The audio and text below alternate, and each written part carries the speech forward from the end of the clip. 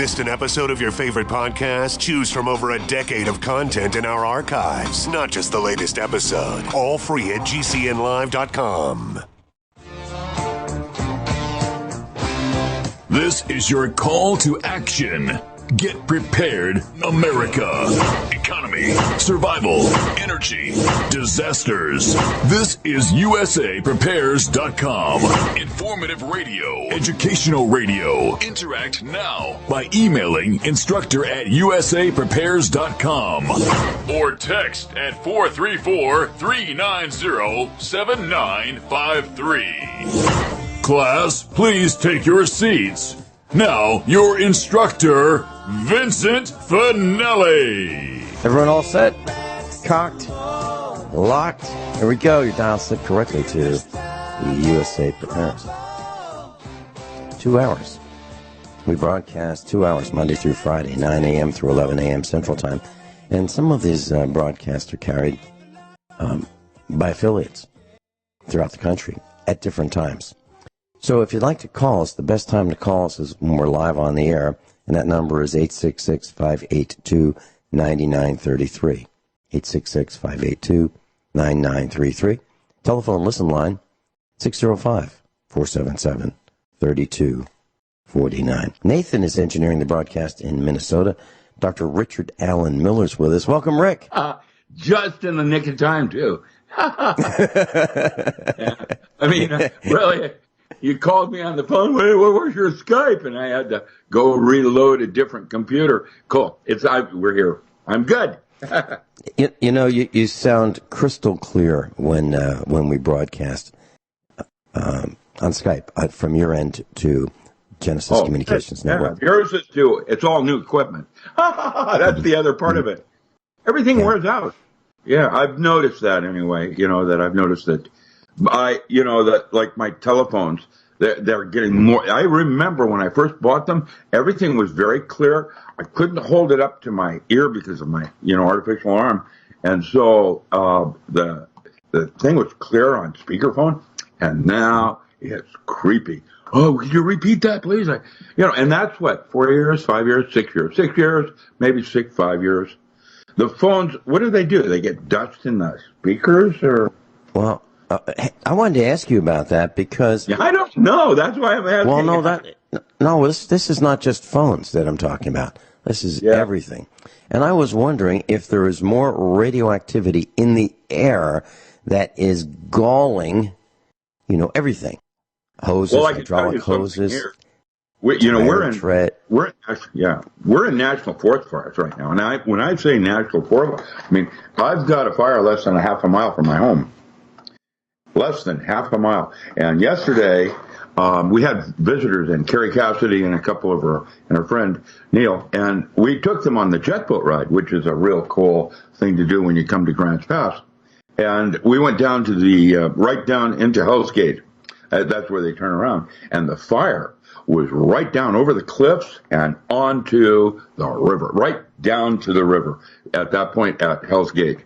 And so, you could see the flames. I mean, the flames were going 20 feet high, and there's no way that they're ever going to be able to. They have to let some of that just burn itself out. I cannot believe the risk incurred with forest fires and the forest fighters that do that. They are unsung heroes that they're breathing toxic air.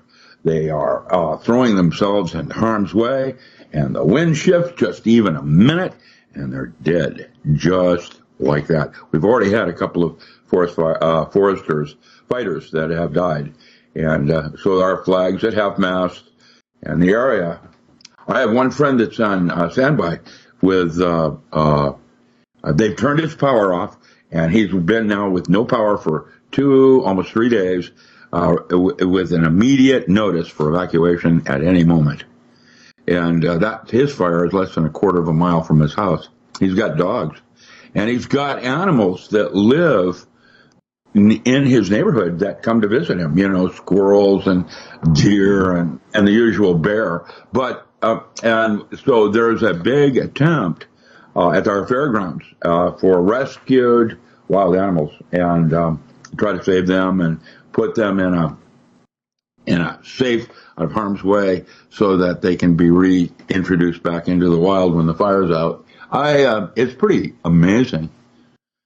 Medford, there's this one spot in Medford that the whole area is burned out except this one little village of people, brand new houses, and it was like a little fortress or something, and they went in to try to defend it, and they were able to save that. But it's pretty serious.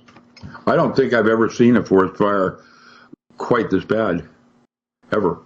Back in the late 1990s, I was going to the wide world of sports. Our children were competing in a national karate championship. And there were some wildfires in Florida. And during these wildfires, there were fires on both sides of the interstate. And it was absolutely terrifying because of the stupidity of the average American. And what I'm talking about is we were in our van going forward at the speed limit, and all of a sudden there's a wall of smoke in front of us. Can't see through it. Zero visibility. No exaggeration. And the average stupid Americans behind us were pushing us. And if we slowed down, they'd ram into us, but we couldn't see where we were going either. And if we pulled over to the side of the road and let them go by, they'd probably run into us because they couldn't see us. Absolutely terrifying. Yeah. And, we got through it. We put our high beams on, put our flashers on, slowed down gradually, and we got through it. But one of the things that I saw dovetails with what you were talking about.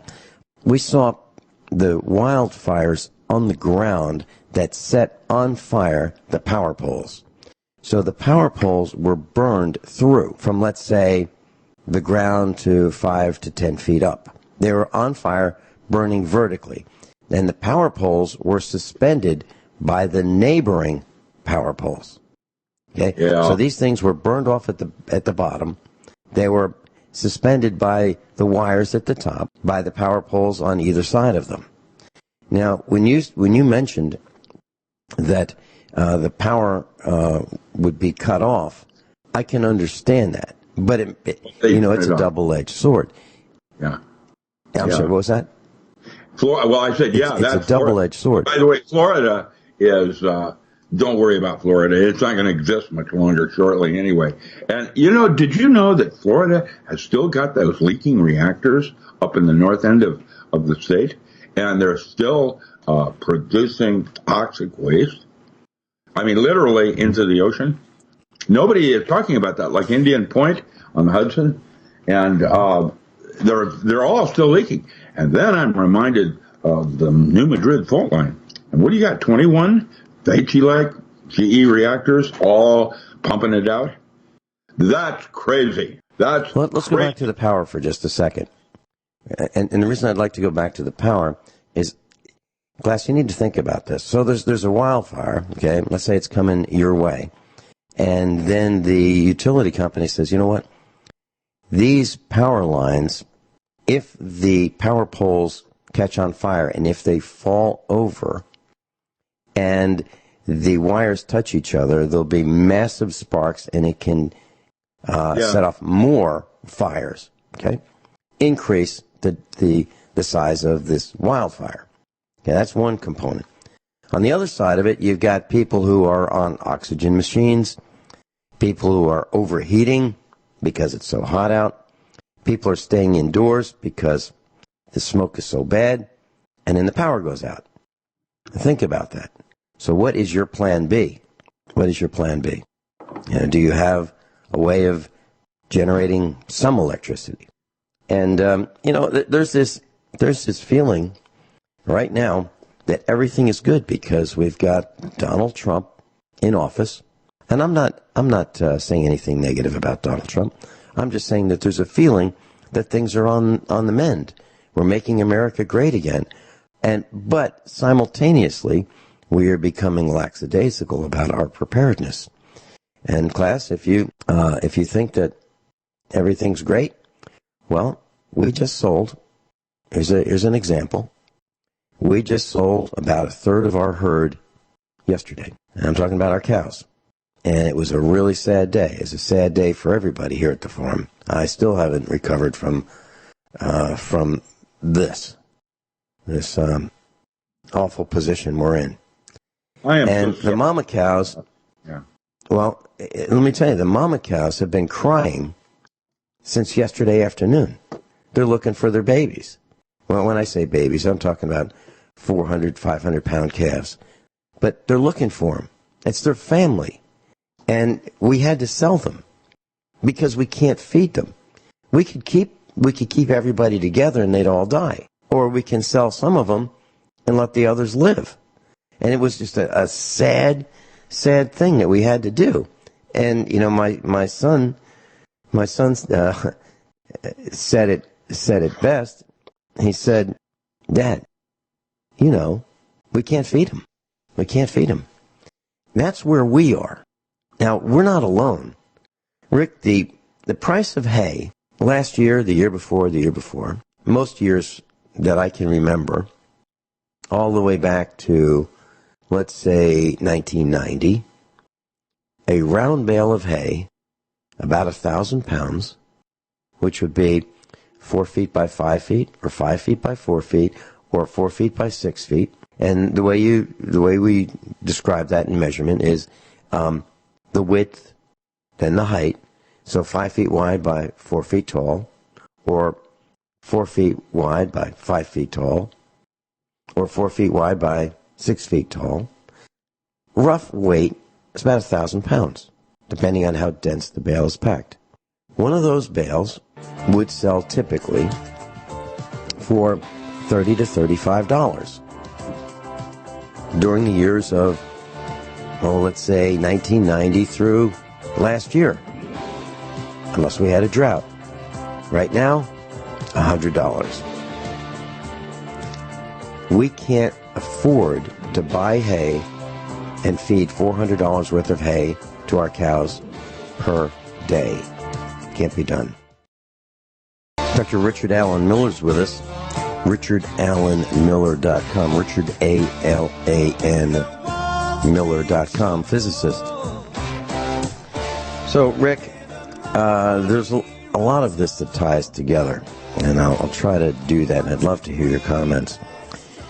So I mentioned that a round bale of hay is now selling for 1,000-pound bale is selling for about $100 in our neck of the woods, and because it's scarce. And so if we feed 4 bales a day, that's $400 a day. 7 days a week is $2,800 a week. For the month, that's $12,000. That's assuming we could get it. Okay, so we can't. The bottom line is we had to sell our cows. Now, I believe there's going to be a glut of beef on the market very, very soon. As soon as it's processed, there'll be a glut, and prices will fall. And then when farmers like us try to rebuild our herds, then it's going to be more expensive, and then the prices are going to go back up. And what I've seen that when we talk about the weather, and we talk about crop failures, and we've been talking about it for months now, when I go to the supermarket, what I've noticed, for example, Aldi, A-L-D-I, it's a great supermarket. I believe they have the best value at the best price anywhere that I've ever seen. And quality food at the lowest prices, because they do it very efficiently. They're the only company that sells food that Walmart is concerned about, because Walmart cannot compete with Aldi.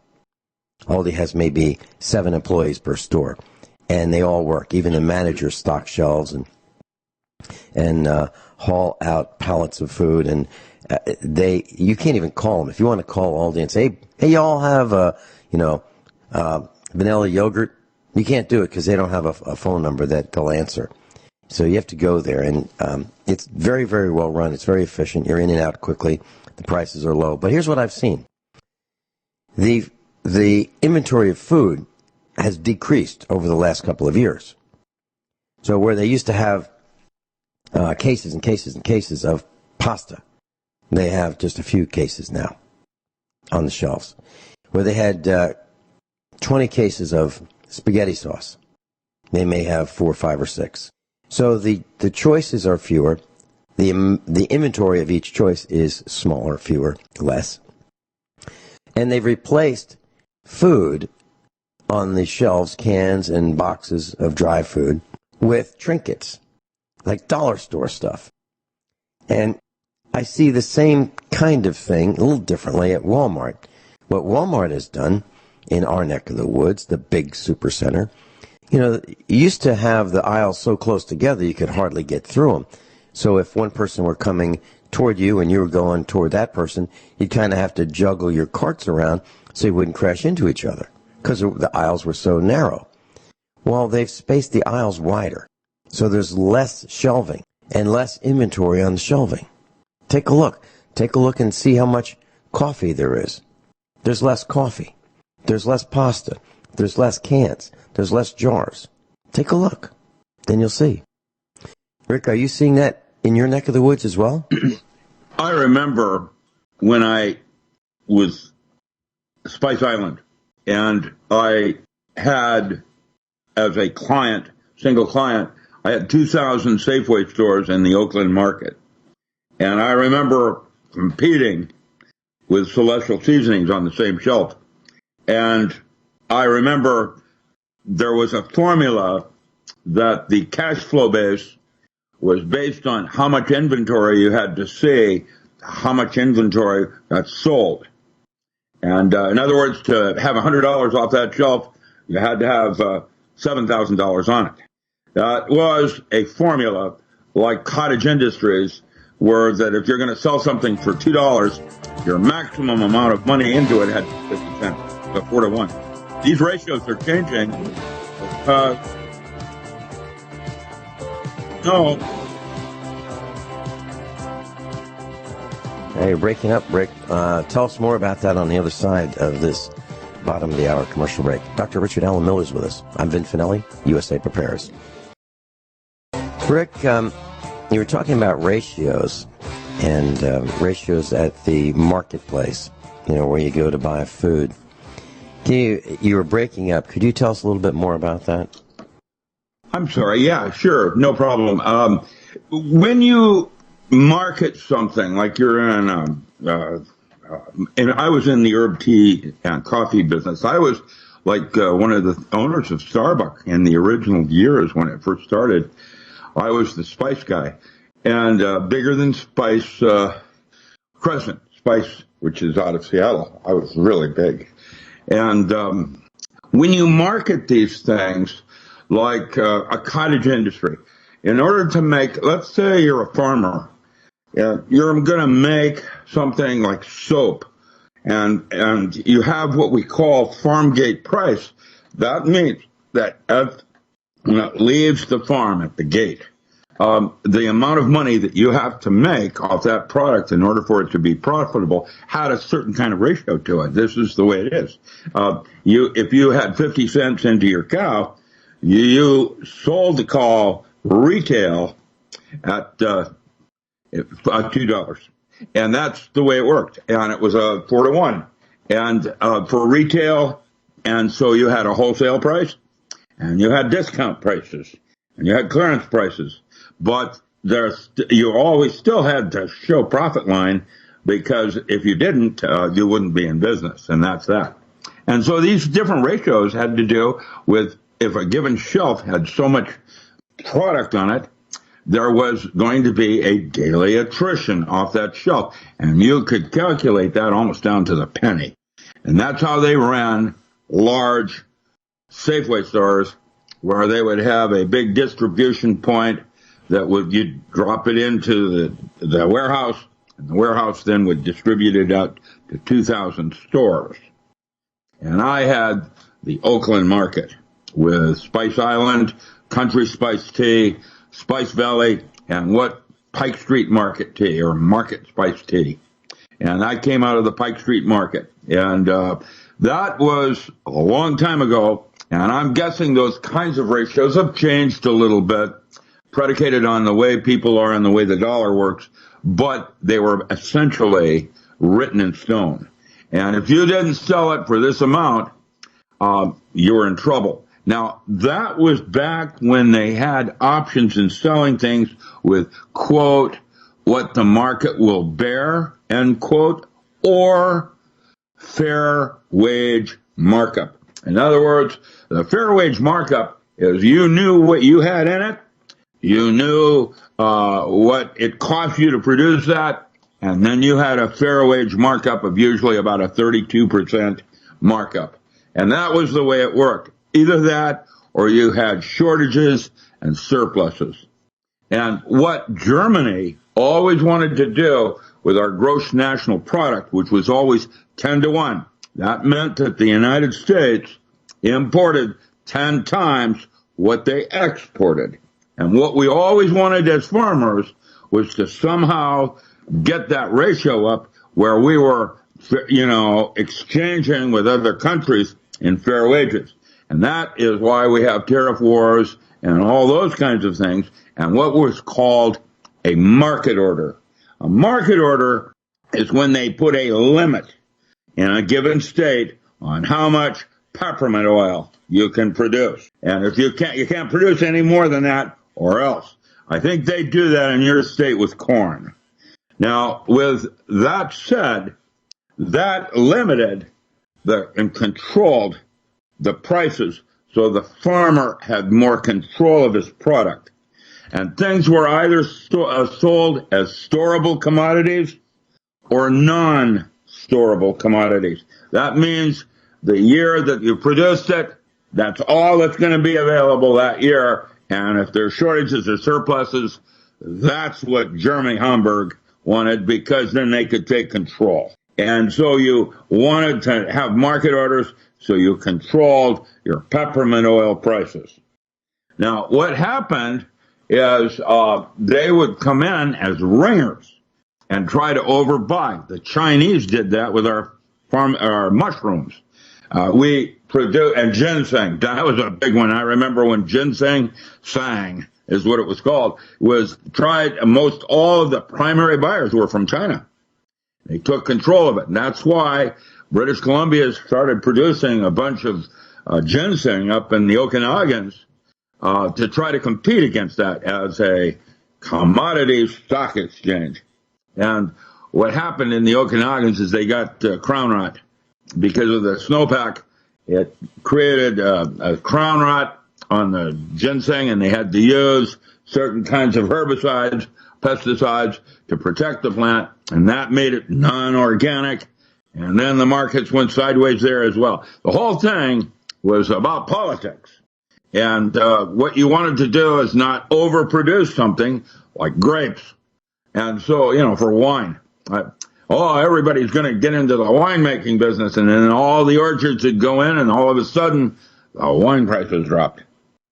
And so it's a balance. And in Canada, what they did is they started forming commodity co-ops. And let's say they're going to do sea buckthorn. That is an algae thing that they're doing up there. And the market will only total 200,000 pounds, let's say. And so they always would grow 198,000 pounds, just slightly less than what the market wanted, because that kept the price stable, didn't allow it to drop below your ratios that you needed to show profit margins. And that's where the ethics in marketing came in, between the way Europe does business and the way the United States. Now, the reason we had trade deficits in the non-storable commodities is the fact that Germany has been using herbs and spices about 400 years longer than America. And so whatever would sell, like peppermint oil in the United States would be, or peppermint leaf, okay, that's one I know better. Peppermint leaf was at 400 ton a year for tea. That meant that Germany wanted 4,000 ton. And psyllium, other kinds of commodities that you use for fiber and and there would be hot flashes like neem. They come in and be the soup du jour for this year. And everybody's got neem this year, and everybody's got grapes next year. All of that shifted back and forth over the years. And because I've been in it for 45 years, I watched the cycling of production and how things cycled, where there were shortages and surpluses because of weather, market changes where it ebbs and flows, and things like, handmade soaps and stuff like that. And then all of a sudden there's a bunch of bed and bath stores opening. The thing is, its markets are interesting and are a indicator of what's happening in society. Gasoline is a typical one, with the Arabs holding and releasing oil prices like they do, and is an example of illusion. It's not real. Today, if it's not, then, you're going to go on vacation at summer, gas prices go up. That's the way they play it. So, Rick, do you think the example that I mentioned with Aldi and Walmart, widening the aisles at Walmart and that's just in time. Yeah, I know where you're going. No. It's just, okay. No, what I'm saying is, do you think that what they are doing is accommodating through their marketing of what they have on the shelves, accommodating shortages that are in the marketplace? Yeah, so, for example, Well, if you watch the Walmart shopper videos, you'll realize they had to make the aisles wider with obesity and what's going on in the universe. But I'm just kidding. But that's what I'm talking about. I'm literally talking about. I'm kidding. I know that. I know that. But what I'm talking about is Aldi has replaced food on the shelves. I would say 10% of their store, maybe 15% of the store floor space. They've replaced the food that was on that space with trinkets, Chinese junk. Well, that's for shopping and impulse buying. And so you think it's about profit? It's like going to Salvation Army. When you get a deal, boy, do you feel good that day. Like I bought a brand new, it was probably a $600 chair, and I got it for $40, brand new. I grabbed that chair as quick as anything, and I felt really good about it. And a good friend of mine from Hawaii is now sitting at it. He, by the way, brought some Kona blend in, so I'm drinking Hawaiian coffee this morning. It's interesting how things are changing and why. And the just-in-time delivery systems are starting, the Dollar General and the Dollar Store and all these places where you, like you said, this grocery store is the best buy I am. They only have 7 employees and nobody can compete with them. Yes. We have 3 different kinds of marts. We have, of course, Bi-Mart, which is completely local. We have Fred Meyer, which is regional, and we have Walmart, which is international. And China and their tools like Harbor Freight, you can't even make a thing that cheap that you can go into Harbor Freight and buy a tool. The problem is that tool doesn't last very long either. I don't know if you've noticed how your screwdrivers they lose their edge now. I don't ever remember a screwdriver ever wearing out. Now it does. Kind of like a DeLorean. It's like at one point people tried to make the thing the best they could. Now it's cheapest. I'll tell you a story about Harbor Freight. I was there yesterday and I bought something. I'll tell you that when we come back. Dr. Richard Allen Miller's with us, class. RichardAllenMiller.com. Richard, A-L-A-N, Miller.com. So, Rick, yesterday I was at the Harbor Freight Chinese tool factory outlet, and I was buying an item that I needed for the farm. And they sell what they call a trash pump. Now, a trash pump actually is a water pump that will pump turbid water, maybe water with small grit in it, maybe little pieces of leaves. So I need to pump out a pond. Why do I need to do that? Well, we have a pond that isn't doing anything. There are no fish in it. And I need to irrigate so that we can grow a little bit more grass because we don't have any rain here. So I was buying this pump. The regular price of this pump was $199.99, so it's $200 plus tax. And I had a 20% off coupon. So my son and I put this thing in a cart, brought the cart to the cashier, and she scanned it, and I gave her the coupon, and she said, no, you can't use that coupon. You can't use that coupon because you can't use that on brand name items. I'm thinking brand name. It says Predator. The brand name is Predator. That's the house brand. They've got another house brand called Bauer, and that's for, like their drain cleaners and things like that. They branded Bauer. They've got another brand called Lynx, Lynxx. That's their, like their chainsaw and electric trimmers. Then they have another brand called Portland. These are all their house brands. But it says, she told me that I couldn't use this 20% off coupon for the trash pump, the water pump. So the guy behind me, probably my age, takes out his 20% coupon, which was green, mine was red, slams it on the counter, and says, use that. And she said, well, I can't use yours either, because it says here you can't use it for house brands. And then he got annoyed. He said, and he was coming to my rescue. Now, I didn't know this guy. Never met him before. Never saw him before. But here, just two shoppers, trying to get by. And he was challenging Harbor Freight's policy about, well, you can't use it on the house on brands. Well, I didn't have my microscope with me, and I couldn't read, and it's not fine print. It's smaller than fine. It's microscopic print. So you want to hear the worst one is these bargain deals and coupons that they send out to you each week for Carl's Jr. and Burger King. And if you get this, if you buy this, you can get this free.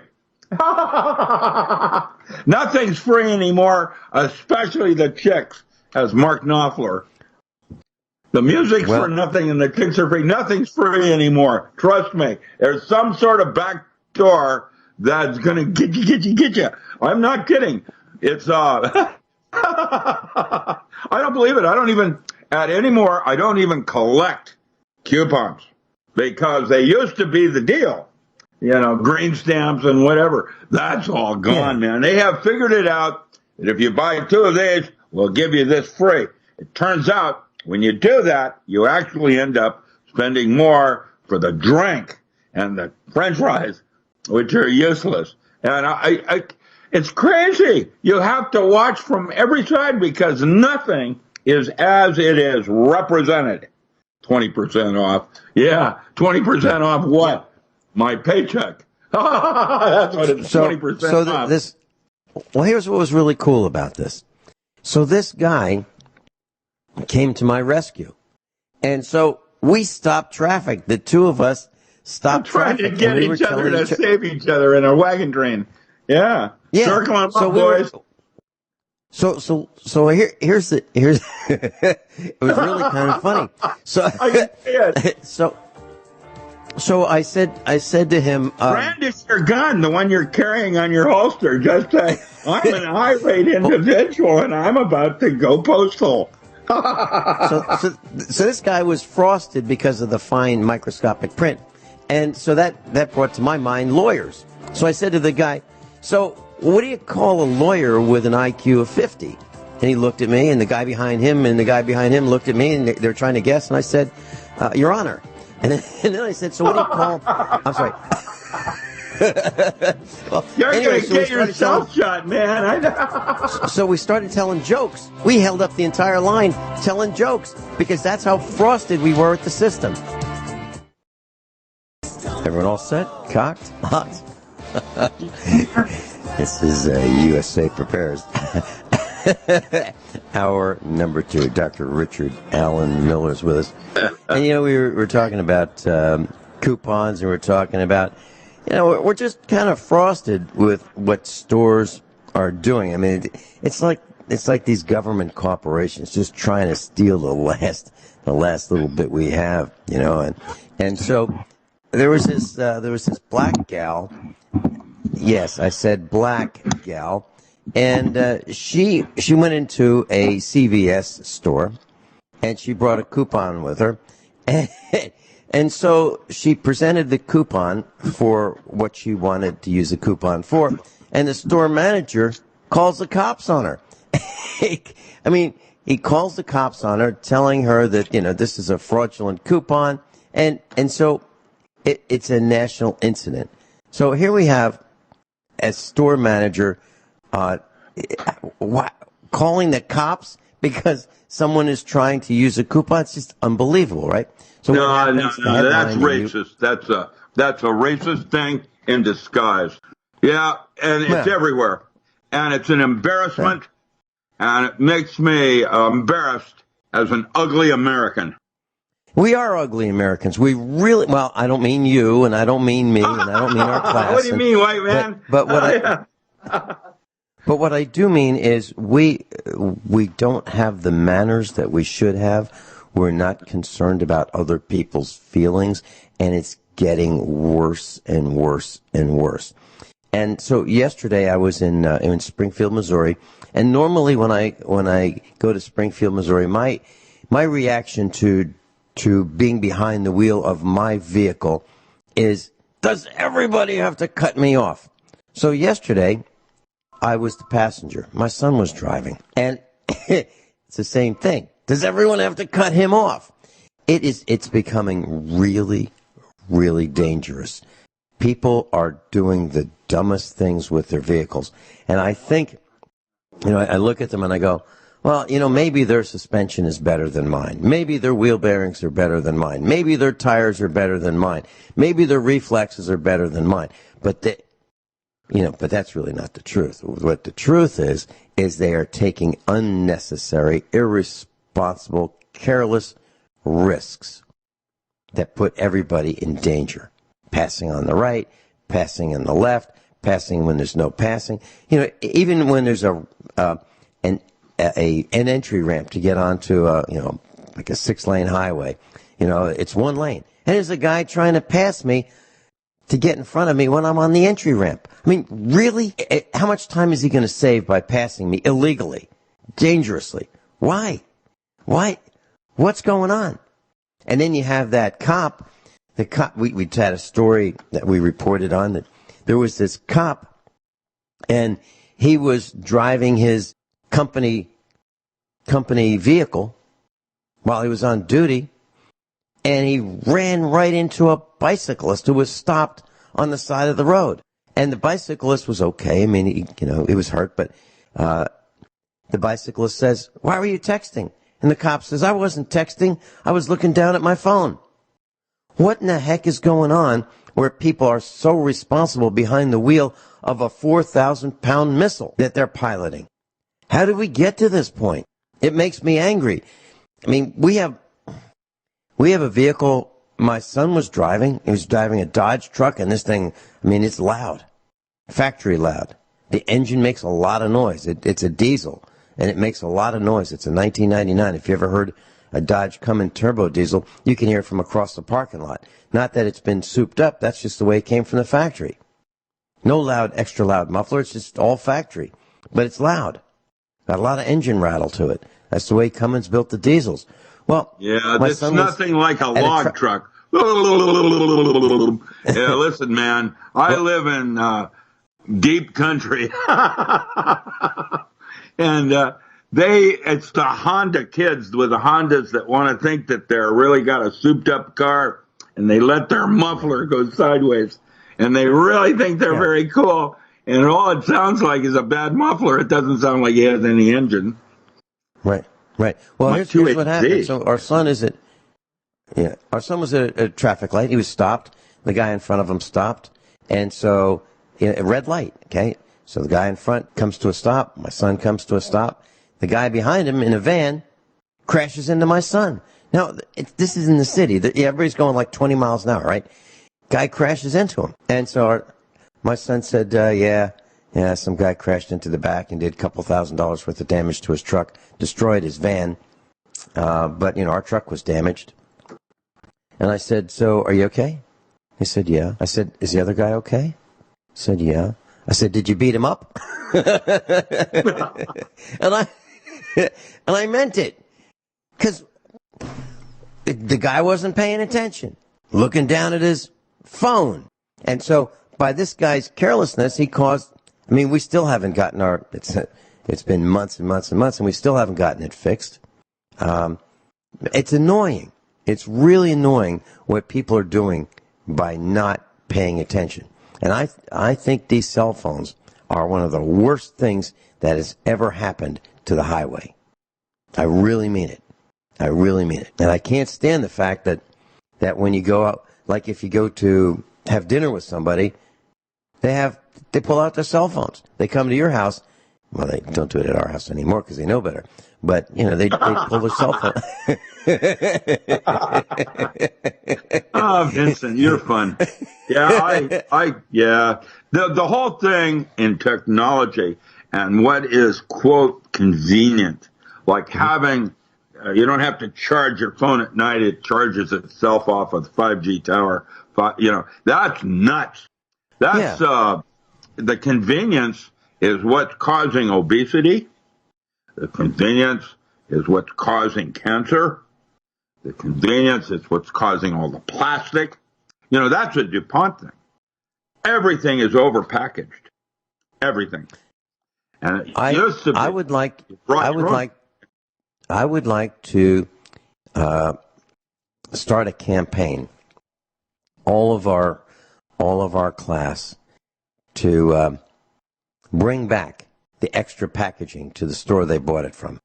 And I think if we inundated the stores saying, I really just wanted the thing inside this over packaged envelope. I just wanted the thing inside. So I know you have a way of recycling all this stuff, which they probably don't. So I just wanted to bring it back to you. Yeah. Well, that's what's happening here. People are building these piles. I guess the cost of having someone come and relocate your trash to a different place is too expensive. So now what they're doing is people are just piling stuff up and lighting it ablaze. And what are they burning? Plastic. And what color is the smoke? Black. And what does it smell like? Terrible. And how long does it burn? Weeks. It's horrible. It's horrible. And you comment to the people who live near the people who are doing this, and you say, hey, doesn't that bother you? Yeah. Okay. Well, are you doing anything about it? Well, what can you do? I think I'd be over I'd be banging on that guy's front door like Dino in the Flintstones, trying to get in there to see the guy and say, hey, what's the matter with you? Have you lost your mind? There are people who can't breathe, and you're doing this. Have you lost your mind? Just be thankful I haven't driven my truck through your front door. Well, it's a little overzealous, I guess. But people are. What did George Carlin say? Just think of how stupid the average American is, and then realize that there are half that are stupider than that. I'm paraphrasing, but that's what he said, and it's true. It's true, and you were talking about them at Walmart, right? The Walmart shoppers. It's crazy. Those videos on Walmart shoppers, that's a must-see. That's why the aisles got wider. Really, man. So we can stay away from them. They wear costumes. They're my son and I were at Sam's Club, and there was this person dressed up in the weirdest outfit. This was right up there with Walmart's finest. And so we're in. I saw this. I don't know what it was. So I saw this thing, and on the way out, my son said to me, "Look over there at the shim." And I said, "The what?" He said, "The shim." I said, what's a shim? And it's like, it's a she-him. Shim. I said, I saw it. I already saw it. It was in the store. The one with the red sneakers and the spandex, iridescent turquoise pants. I saw that thing. But I was so transfixed by the sprayed on sneakers. I mean, this guy, what is that guy? The human Ken doll? This guy put the human Ken doll to shame. He really did. If he was in a contest for Far Out, I don't even know if it was a guy. The shim would have put I always wanted to see what a Malibu Barbie doll was. A Malibu Barbie doll. What is a Malibu? I've never heard of that. What is that? Well, you'll find that in, what is that, Addams Family, where the wife of Uncle Fester is all blent out because she got the wrong Barbie doll when she was a child. They gave her a Malibu Barbie doll. Causes mental illness. That's exactly what's happening out there. I was just thinking, it's everywhere. Mental illness is everywhere. Yeah. All right. Doc Ram and I will be right back. RichardAllenMiller.com. Plus, I just want to give you a quick update. Captain John Regan will be with us tomorrow. And I got a call yesterday. I wasn't home to take the call, but Dane Wigington called, and he's okay. And he's out where the wildfires are in California. But Dane Wigington is okay. And during the break, I called him to leave a message, and we're trying to arrange for him to be on the air with us to talk about geoengineering. That's Dane Wigington, and yes, he is okay. And I was very concerned about him because of, he's right in the area where the fires are in California. Rick, our farm has a perimeter that looked like it was bulldozed, maybe 30, 40 years ago. And I ran into a guy by accident, and he said, so where do you live? And I told him about the farm. He goes, the previous owner had hired him to create a fire break around the farm. There were some fires, and he wanted to make sure that there was, a reduced possibility of our farm burning down. This was before we owned it. So there are people who have bulldozers brought in to create fire breaks. So an area where it's more difficult for the trees to continue the fire.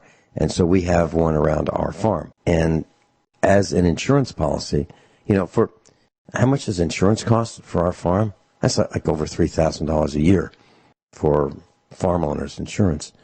Well, for that amount of money, I bought a bulldozer. I did. And I think we are way better off having our own bulldozer. It's used. How much is the bulldozer today? A couple $100,000, I would think, for a new one.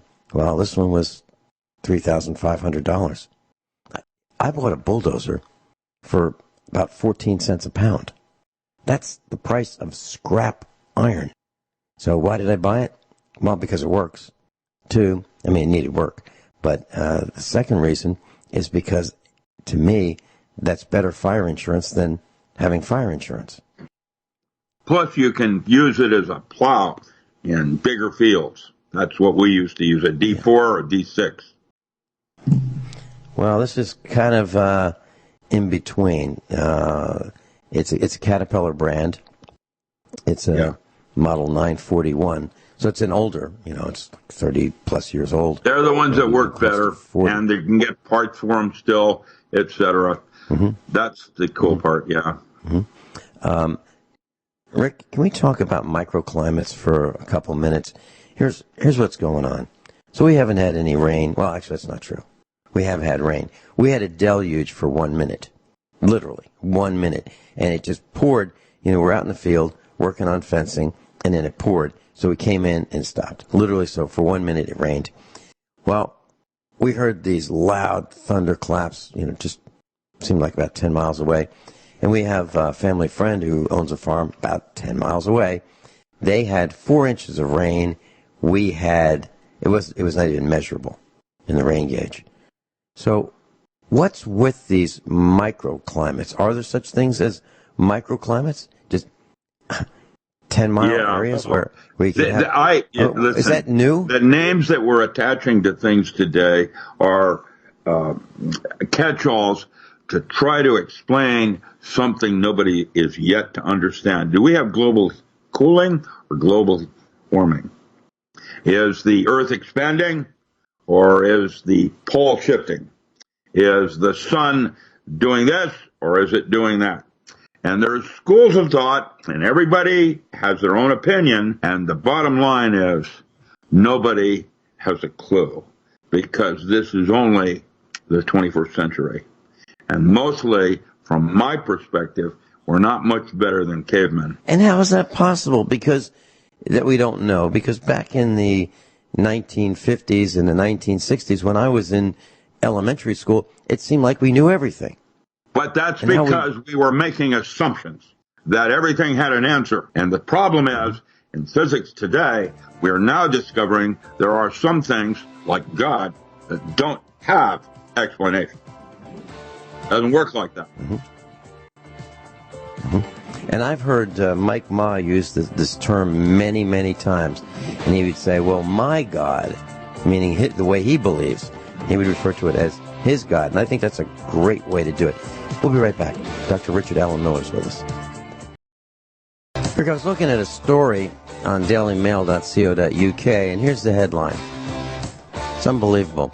Ohio police chief died from opiate overdose after stealing fentanyl, heroin, and LSD from the evidence room. Local police chief James Hughes Jr. was found in his bathroom floor in May. Ohio man died of a fentanyl overdose shortly after his wife discovered him. Police discovered 3 syringes in his home. 2 tested positive for the opiate. Officers also found packages of heroin, LSD, and more fentanyl in the house. The packaging of the drug suggested Hughes had stole it from the evidence room. He's a 35-year-old guy, chief of police, and it looks like he stole drugs from the evidence room, used them on himself, and died. Now, when you look at that, how can, I guess it's a rhetorical question, how can you have much respect and how can you have much confidence that these guys are going to do the right thing?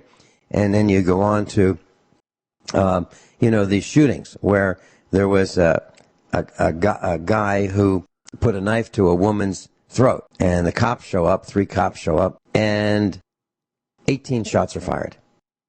All the cops start shooting. Now, you've got a hostage.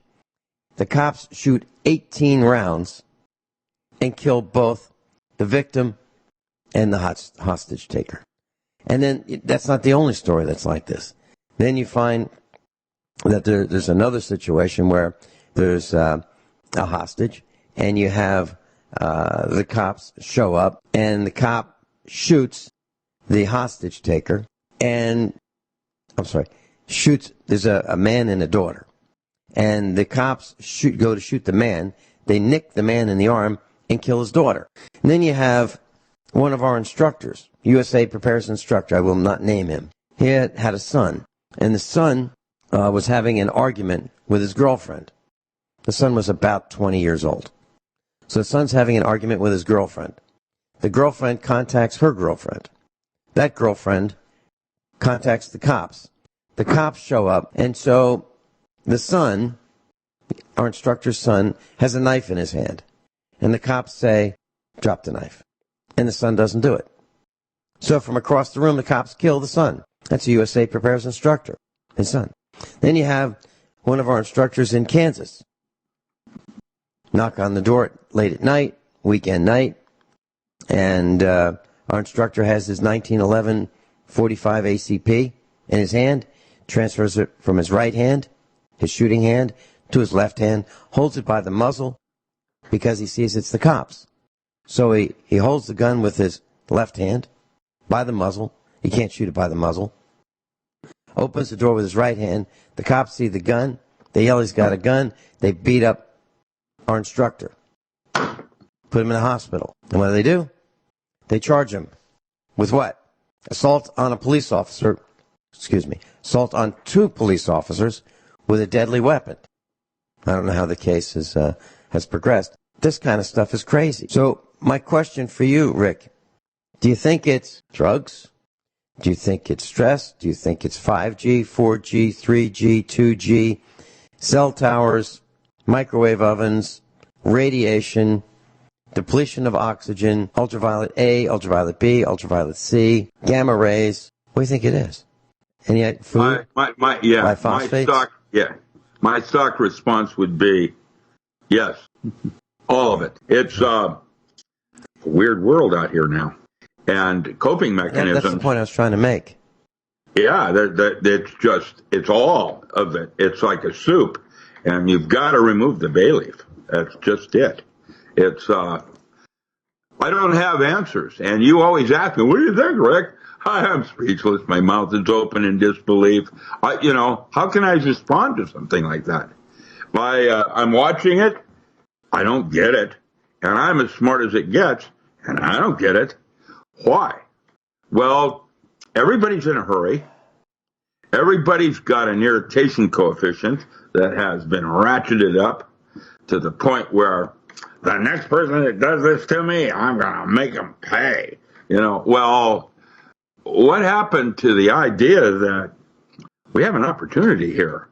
Things are so bad, they can't, quote, get much worse. Oh, yeah, trust me. This is nothing, man. It is going to get much worse. Why? Because it can. That's how it's going to work. If you can imagine it, you can count on it. That's why you have to be very careful about what you're thinking and why you're thinking. We're creating our own universes, plural, as we speak. And we need to realize that everything changes. That's the rule. And so once you realize it's going to change, it has to change. It can't go back, can't go forward. It's got to change. Okay?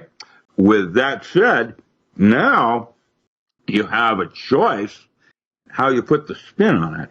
And I'm watching the me firsters and how when I lived in Seattle, when I grew up in Seattle, Boeing was so large and was the primary employer for the city of Seattle that they had to do shifts, 2:30, 3 o'clock, 3:30, 4 o'clock, to balance out traffic.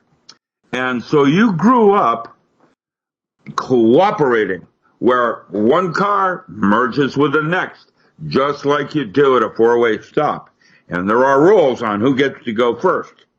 And that's the deal.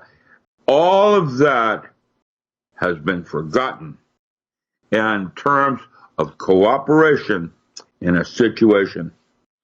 And it's going to be a natural disaster where you're going to weed out the me firsters. The me firsters will be the first to go. Of course, anybody that is storing weapons and has a big deal about, I'm a conceal and carry guy kind of guy, is going to be on somebody. You know what they're doing in Merlin right now? The people that had to evacuate their houses, now we've got criminals going into those houses before they've been to steal things. That's happening right here today. That is abominable that somebody has to abandon their house for forced evacuation, and the kids are now going through the houses. Values, millenniums, and teaching your children values. That's right. Values. That's exactly right. Values. And it's changing. It's a world of change. Yeah. Remember, there's a gas station that's a couple miles from us, and they sell pizza, and they sell soft drinks in disposable cups, trinkets, and those cups. Well, here's what happens. And in Lebanon, 20-something miles away, they've got McDonald's and Burger King and all those fast poison places. Having it your way. What happens is, and there's what's called a 5-mile ring of trash. So it takes people That's about right. 5 miles The ring of to trash. eat and throw out their garbage.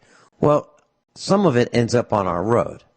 And I think I need to make a concerted effort to sort out the Burger King from the McDonald's, from the Arby's, from the gas station pizza. And I need to put it in these 5-gallon buckets, and I need to return it to them. I needed to return it to the stores to say, I think you provided this to someone who left it in front of our farm, and I know you want this back. That's what I need to do. I need to collect it and return it to the stores through the drive-through windows. Yeah, the city of Seattle has now got a big deal about straws and plastic straws and how you take a drink and how you observe the drink from the cup that you now, by the way, can eat. When you're finished drinking the beverage in it, then you eat the cup as a type of, made from real Girl Scouts. And it's the whole thing is crazy, man. I'm watching we're no longer going to serve straws. Well, that's actually better. Now, if these fast poison places could put some supplements, vitamins and minerals in the styrofoam cups, then that would be one step up from what's happening in Indonesia right now, where millions of people are eating used diapers. Now, am I kidding? That is the reason. That is the reason Seattle has done this. But it's sort of like pissing up wind. It isn't going to work.